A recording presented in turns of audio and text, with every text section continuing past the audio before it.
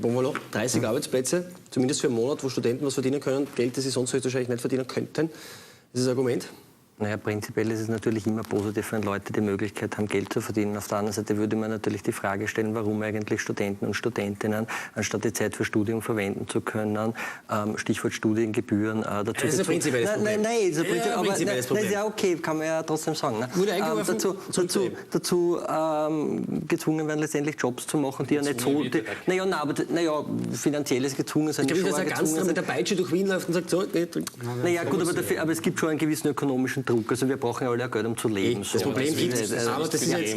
Nein, das ist ja kein primäres Problem arbeiten, aber grundsätzlich, sie brauchen einen Job, so. Ja, also das würde ich einmal grundsätzlich in Frage stellen, warum müssen eigentlich Leute unter jetzt nicht sehr lustigen Bedingungen arbeiten. Mir sind aber noch von vorher ein paar Sachen aufgefallen. Also zum einen die U2, die erwähnt worden ist, also die U2 wird gebaut, weil es das Stadterweiterungsgebiet Aspern gibt und nicht zum Happelstadion. Das würde ich jetzt einmal so... Ja, aber es ist jetzt dort. Klar. Gut, und das ist für die sportliche Infrastruktur ein guter Punkt. Ist ja auch fein, aber die wäre in jedem Fall gebaut worden, darauf wollte ich hinaus.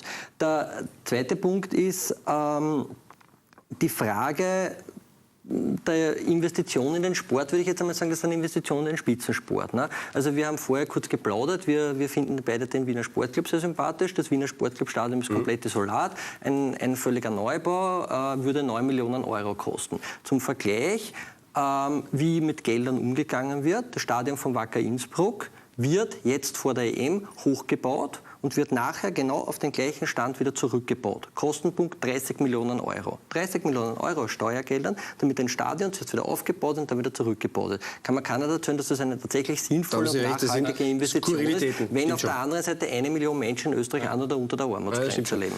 Da muss man schon dazu sagen, da sind sicherlich Fehler gemacht worden. Muss man auch ehrlich sagen, Österreich oder gerade Politiker in Österreich stellen sich bei solchen Sachen nicht immer ganz geschickt an. Auf jeden Fall ist ein Fakt aber, dass sich die Stadionlage auf jeden Fall dadurch verbessert hat. Ja. Und einerseits haben wir immer die Proteste von den Leuten, ja, unsere Sportstätten, die gehen alle ein. Es ist alles, wie es halt auch leider beim Sportclub zum Beispiel ist, dass die Stadien eigentlich abbruchreif sind. Ja. Wir haben bis jetzt zum Beispiel... auch von den Zuschauern in Österreich. Die Liga hat ziemlich gelitten, natürlich auch unter den schlechten Stadien, unter den schlechten Infrastrukturen. Das muss man schon sagen. Auch an der heimischen Liga ist das Interesse jetzt, umso mehr die EM gekommen ist, auch immer höher geworden. Und ich glaube, also im Großen und Ganzen für den heimischen Fußball kann man nur dadurch gewinnen. Und ich dachte deshalb, weil die Spieler der Österreicher so viel besser geworden sind. Wenn die nächste Anruferin in der Leitung... Das wäre Illusion. Da sind wir uns, glaube ich, alle einig, dass es... Ja, Frau Karin, begrüße Sie. Ja. Freuen Sie sich auf die EM oder ist es eher, macht es Ihnen einen Knoten im Hals? Ja, ich bin da nicht so eine Sportanhängerin. Mir geht es eigentlich um die Kritik wegen der Karten, was die Politiker und die Prominenz kriegen. Also das ist eine Kritik an den Haaren herbeigezogen. Da geht es um tausende Karten. Und wenn da die Politiker und wie gesagt die Leute Karten kriegen, regen sie sich auf. Gehen die Politiker nicht hin und die Prominenz heißt wieder, na, die kümmern sich gar nicht, denen ist der Sport nichts wert. Und dann kommt die Kritik von der Seite. Also das ich glaube, da muss man ein bisschen unterscheiden. Ja. Herr Birnbaum, es geht nämlich darum, wie viele Karten die bekommen. Nein, es geht jetzt auch gar nicht... aller Karten gehen an Sponsoren, genau. Sponsorinnen, das ist mal der Punkt. Bei den Politikern. Und das ist der Punkt, ist, dass sie privilegiert sind. Ich als Normalfan oder jeder als Normalfan muss bei einer Lotterie mitmachen und da steht die Chance 1 zu weiß ich was, dass ich an Karten komme, aber diese Leute sind, weil sie einen prominenten Namen haben, halt privilegiert. Die Frau Karin hat schon recht, der Bundeskanzler, der muss natürlich dort sitzen. Wieso? Und der Sportminister muss auch dort sitzen. Das ist schon okay, der sitzt auch bei anderen sicher. Aber er muss nicht 12.000 Karten haben. Und wenn er dort ist mit Begleitung, das ist was anderes. Und vor allem auch die Sponsoren. Eine Frau, die gern bei der EM sein möchte, nämlich dort arbeiten möchte und bis jetzt es noch nicht geschafft hat, begrüße ich jetzt nämlich am Telefon, nämlich die Christina. Ja, hallo. Begrüße Sie. Sie möchten bei der EM mitarbeiten und haben da schon skurrile Geschichten durchgemacht. Nämlich, was für Angebote haben Sie da bekommen? Also unter anderem habe ich Angebote für den Escort-Service bekommen oder einfach Massage.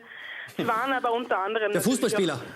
Nein, für Privatleute, die einfach sich bei diesem Internetportal informiert haben und ja. Sie sind wie alt? Ich bin 19. Verstehe. Und in dem Internetportal geschaut, was für EM-Jobs es gibt? Genau, und habe mich da beworben und habe bis jetzt halt schon ein paar gute Angebote bekommen, aber es war noch nichts Passendes dabei. Ich würde halt gerne bei so einem Stand arbeiten. Bei einem Stand arbeiten, da können wir dann vielleicht noch mit Herrn Ganzler sprechen. Der hat ja einen Stand. Wir werden ihn dann ansprechen. Sehr nett. Aber Sie sind 19 Jahre alt. Für eine Frau, haben Sie da keine Befürchtungen am Abend, wenn dort literweise tausende Liter von Bier fließen und viele, viele Männer unterwegs sind? dass es doch vielleicht ein bisschen unangenehm werden könnte? Also ich denke mal, man ist schon irgendwo unter einem gewissen Schutz, wenn man hinter einem Stand steht. Sicher kann immer wieder was passieren, aber ich bin es gewohnt. Ich arbeite im Gastgewerbe, beziehungsweise habe eine Gastgewerbeschule gemacht und kann also, denke ich einmal, so mit begeisterten Fans umgehen. Die sind natürlich auch alle gut drauf. Also ich denke nicht, dass so viele Aggressionen aufkommen werden. Herr Ganser, die Dame klingt doch faszinierend, oder? Ja, die absolut. Also bitte einfach wirklich Redaktion, Telefonnummer hinterlassen. Ich rufe gern zurück nachher. Wir suchen noch 2, 3 Leute. Na bitte. Talk of Town, die Jobvermittlungsbörse haben wir jetzt auch noch geschafft. Gleich 2 Fliegen auf einen Grund. Da muss allerdings die letzte Frage an Sie stellen. Hoffen Sie ordentlich Kohle dadurch? Ich muss sagen, ich hoffe es natürlich schon. Ich habe jetzt gerade meine Matura bestanden und habe natürlich noch nicht wirklich viel Geld und würde mir halt schon gern, den Monat würde ich schon gern einige Zeit verdienen. 9 Euro in der Stunde. 9 Euro in der Stunde, ja, ist in Ordnung. Ich denke, mit Trinkgeld muss schon mehr drinnen sein. Der Deal sitzt, Vertrag unterschrieben, bitte Nummer hinterlassen und der Herr Ganster meldet sich dann bei Ihnen. Sehr gerne. Rote Fahne aufs Der Herr Bommerlo möchte doch immer keine rote Fahne aufs Auto. Nein, rote, der immer sofort draufhängen. Ja, aber im anderen Zeichen durch im Apfel. Ja, das ist das Problem und kein Kronenzeitung-Logo drauf. Ich verstehe, alles klar. Ich wollte auch noch sagen, zum Sicherheitsfaktor, weil das jetzt schon ein paar Mal gekommen ist. Ich glaube, dass direkt in den Fanzonen das Risiko nicht so groß sein wird, dass es dort irgendwie Ausschreitungen oder sogar, weiß nicht, einen Hooligan-Auflauf geben wird.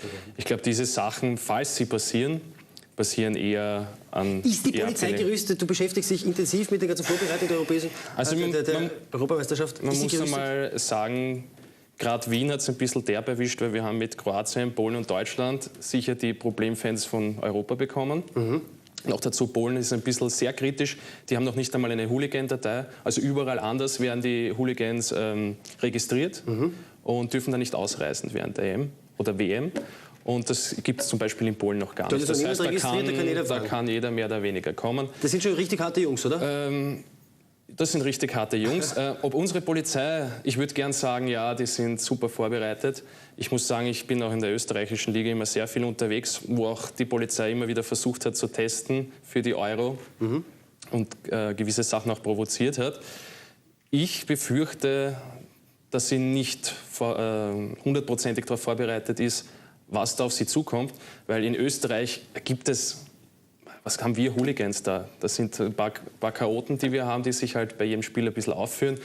Aber was da aus Polen, Deutschland und Kroatien kommen könnte, hat ein österreichischer Polizist noch nicht erlebt. Und wenn ich dann sehe, wie die ausgebildet werden, wo sie dann mit Tennisbällen bei der Ausbildung beschossen werden. Man sieht auch da hier schon schwieriger Einsatz. Ich bezweifle, das ist realitätsnahe genug ist. Da gehen wir die Frage gleich an den Gastronom. Wenn die Hooligans kommen, quasi die Hooligans, sage ich jetzt, aus den besagten Ländern, ist Ihnen da ein bisschen mulmig zumute? Oder? Also in der Fanzone eigentlich überhaupt nicht, weil die Security-Checks sehr genau sein werden. Also wir haben sogar bei den Personaleingängen, auch werden wir mit Metalldetektoren durchleuchtet und ja, mit Fäusten kann natürlich auch, und wir dürfen auch nichts transportieren, also keine Wurfgeschosse, wir dürfen wirklich nur Becher rausgeben, auch keine halben Liter Plastikflaschen. Wirklich nur aus Sicherheit. Nur Plastikbecher, wenn der geworfen wird, dann Flüssigkeit keine mehr drin ist, kein Wurfgeschoss mehr. Also es wird da wirklich sehr, sehr viel im Vorfeld gemacht. Dass immer was passieren kann, ist klar. Wenn jemand produzieren will, der kann auch mit den Fäusten. Aber dort, das ist wirklich ein Hochsicherheits... Und das freuen sich dort, glaube ich, auch alle. Ich glaube eher,